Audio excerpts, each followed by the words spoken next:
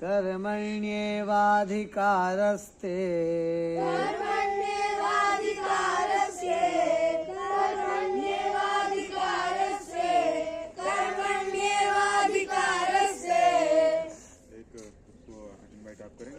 अधिकारस्ते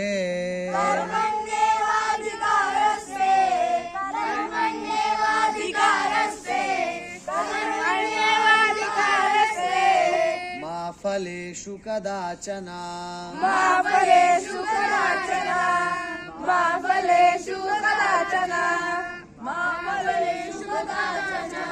कर्मण्येवाधिकारस्ते मा फलेषु कदाचन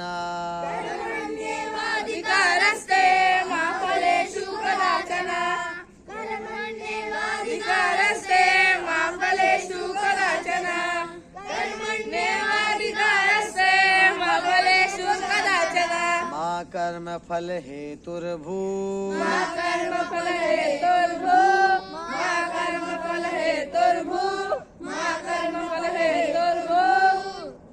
माते संगोस्त्वकर्मणि मा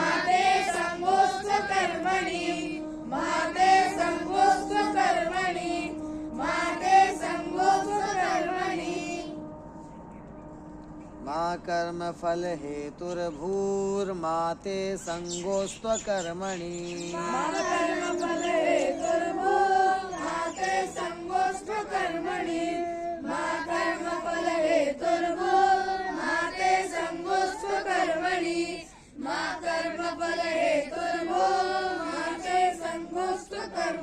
कर्मण्येवाधिकारस्ते मा फलेषु कदाचन मा कर्म फल हेतुर्भू माते संगोस्त्वकर्मणि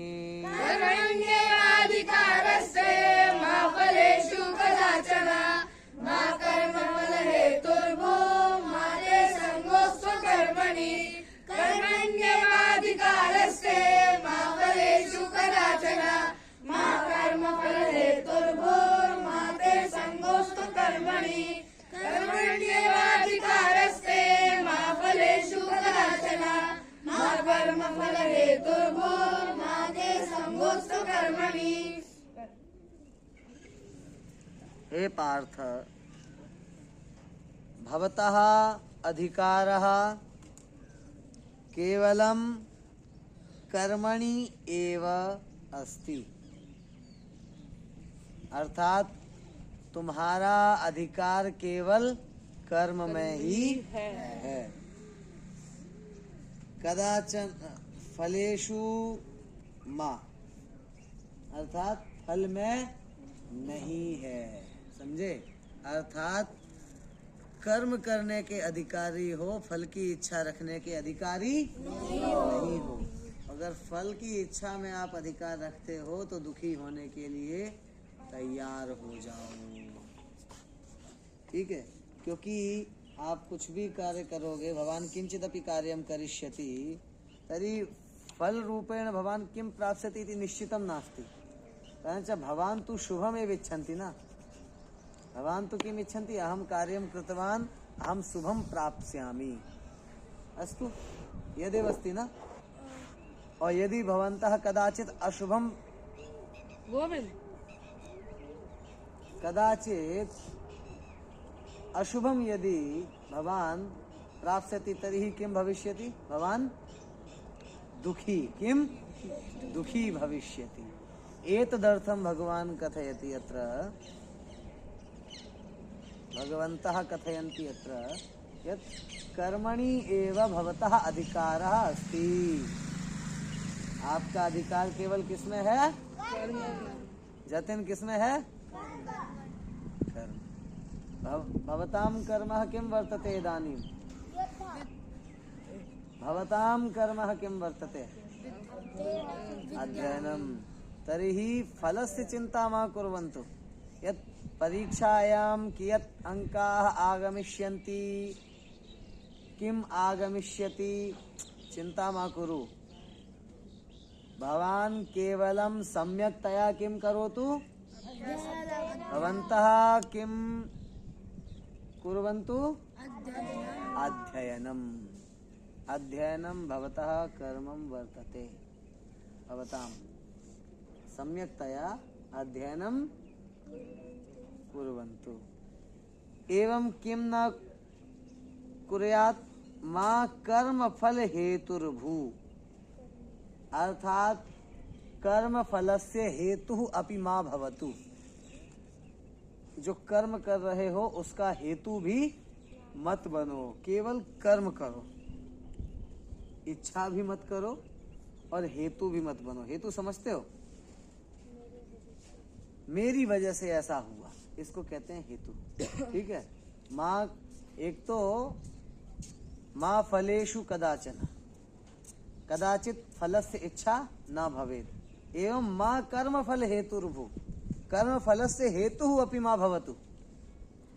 यतो हि कोऽपि यदि कथयति अस्तु भवान इयत् महान कार्यं कृतवान, भवान कियत् महान अस्ति, अहं न कृतवान, प्रभोः कृपा वर्तते।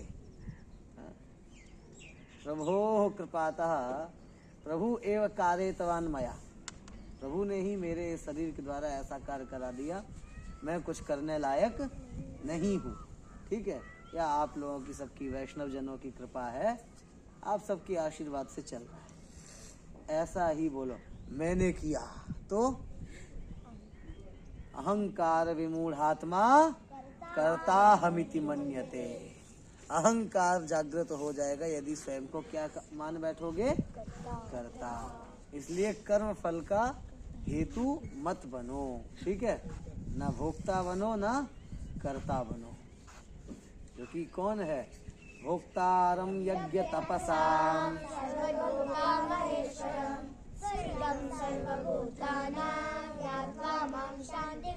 ठीक है, माम ज्ञात्वा शांति मृच्छति। जो भोक्ता है उनको जान करके शांति मिलती है।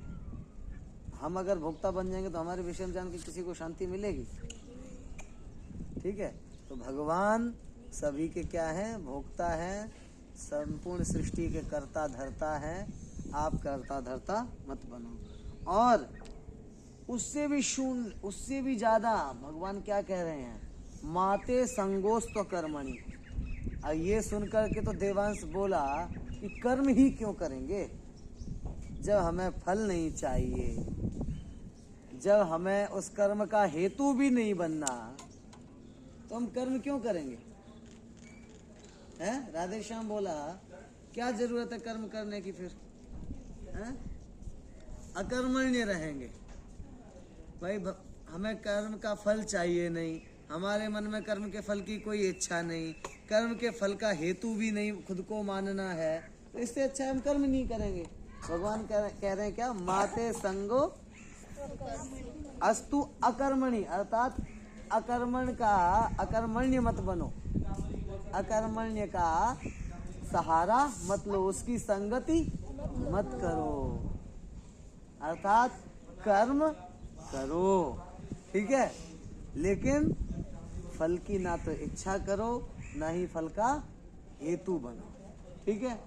इसी में आपका क्या है? हित है।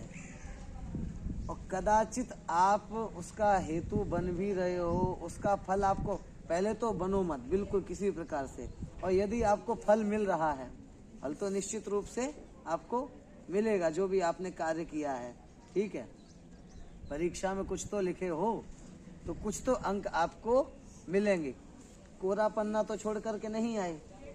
अब जो लिखे हो वो फल मिलेगा।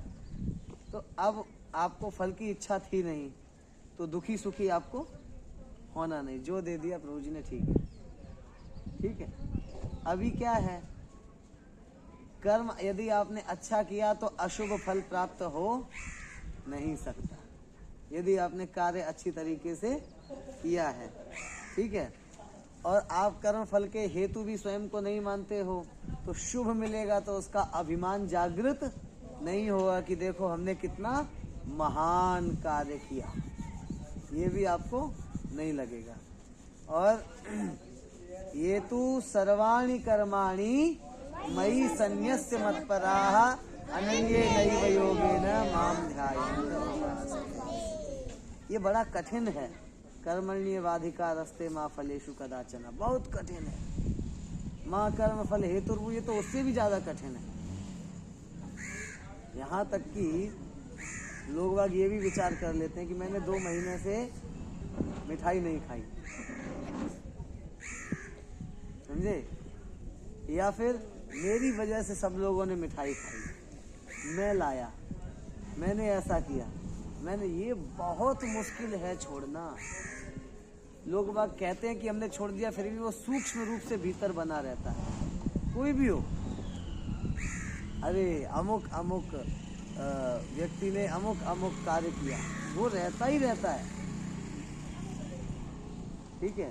इससे छुटकारा कैसे मिलेगा? तो भगवान बहुत सरल उपाय, गीता में भगवान बहुत ही सरल उपाय बता रहे हैं 12th चैप्टर में। क्या? ये तो सर्वाणि कर्माणि मयि सन्न्यस्य, आगे अनन्येनैव योगेन, तो सर्वाणि कर्माणि मयि सन्न्यस्य मत्पराः ये सन्ति, जो अपने सभी कर्मों को मुझको समर्पित कर दिया या कर देते हैं या करके मेरे परायण रहते हैं, मेरी भक्ति में रहते हैं, जो भी कार्य करते हैं, ओम सर्वम श्री कृष्णार्पण मस्तु, मैं अपने सारे कर्म जो भी किया हूँ प्रभु को समर्पित कर। इसका मतलब ये नहीं कि आप किसी की निंदा करके, चुगली करके, बेइज्जती करके, अपमान करके, किसी का गला काट के कह दो सर्वम श्री कृष्णार्पण मस्तु, भोगना पड़ेगा वो भाई, फल तो मिलेगा आपको। भगवान ये थोड़ी ना कह रहे कि आप अगर मुझे समर्पित कर दोगे तो फल नहीं मिलेगा। जो भी आपने किया अवश्य में भोक्तव्यम कृतम कर्म शुभाशुभम। तो यदि आप भगवान को समर्पित कर रहे हैं तो पहली चीज होगी कि आप अशुभ कर्म नहीं करेंगे, समझ रहे हो? तो अशुभ फल नहीं मिलेगा। अब शुभ फल मिलेगा, उसमें आसक्त ना हो जाओ, इसके लिए फल की चिंता छोड़ दो, इच्छा ही छोड़ दो। अभिमान जागृत ना हो जाए, इसके लिए क्या करो? फल का हेतु मत बनो। क्या मत बनो? भगवान कह रहे हैं तेषाम अहम समुद्धरता कुतः मृत्यु संसार सागरात भवामी न चिरात् पार्था मय्या चेतसा। ठीक है, तो आज इतना ही रखते हैं। कितना 47 हो गया ना? हरे कृष्णा कृष्णा कृष्णा कृष्णा हरे हरे, हरे राम